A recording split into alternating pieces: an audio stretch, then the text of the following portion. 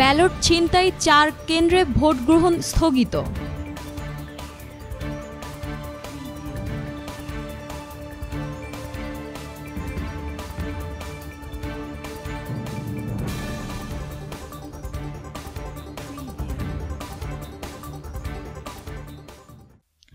কুড়িগ্রামের ব্যালট ছিনতাইয়ের অভিযোগে ৪ কেন্দ্রে ভোট গ্রহণ স্থগিত করা হয়েছে। কেন্দ্রগুলো হলো উলিপুর উপজেলায় হোকোডাঙ্গা সরকারি প্রাথমিক বিদ্যালয়, সদরের শিবরাম প্রাথমিক বিদ্যালয়, নাগেশ্বরী কুটি নাওডাঙ্গা ফোরকানিয়া ইবতেদায়ী মাদ্রাসা এবং মদিনাতুল উলুম সিনিয়র মাদ্রাসা কেন্দ্র।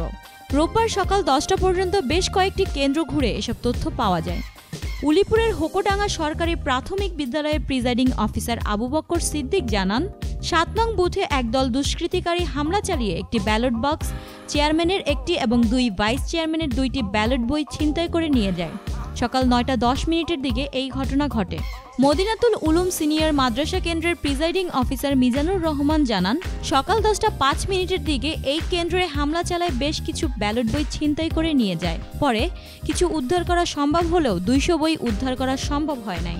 নাগেশ্বরী কুটি নাওডাঙ্গা ফোরকানিয়া ইবতেদায়ী মাদ্রাসা কেন্দ্রের প্রিজাইডিং অফিসার সাদিকুর রহমান জানান, ১০টা ৪০ মিনিটের দিকে মহিলা ভাইস চেয়ারম্যানের ব্যালট পেপার ছিনতাই করে সিল মারার অভিযোগে এবং শিবরাম প্রাথমিক বিদ্যালয় কেন্দ্রের প্রিজাইডিং অফিসার মুস্তাফিজুর রহমান জানান, সকাল ১১টার দিকে একদল দুষ্কৃতিকারী ৭ নং বুথে ঢুকে সকল ব্যালট পেপারে সিল মেরে বাক্সে ঢোকান।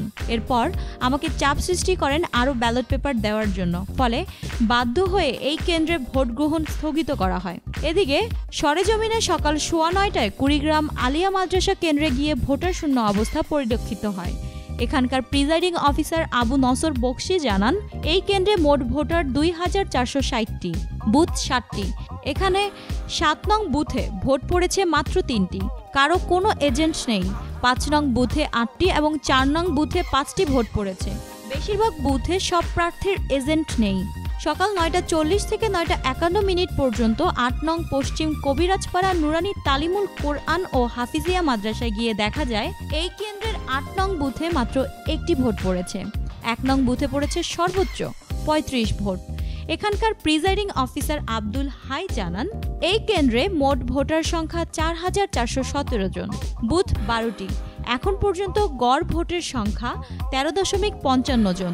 বিচ্ছিন্ন ঘটনা ছাড়া শান্তিপূর্ণভাবে ভোট গ্রহণ চলেছে বলে দাবি করেন রিটার্নিং অফিসার ও অতিরিক্ত জেলা প্রশাসক হাফিজুর রহমান। তিনি বলেন, অবাধ, সুষ্ঠু, নিরপেক্ষ ও সকল প্রার্থীর সমান সুযোগ করার পরও ভোটার উপস্থিতি আশাব্যঞ্জক নয়। এতক্ষণ ফিকি নিউজের সঙ্গে থাকার জন্য ধন্যবাদ।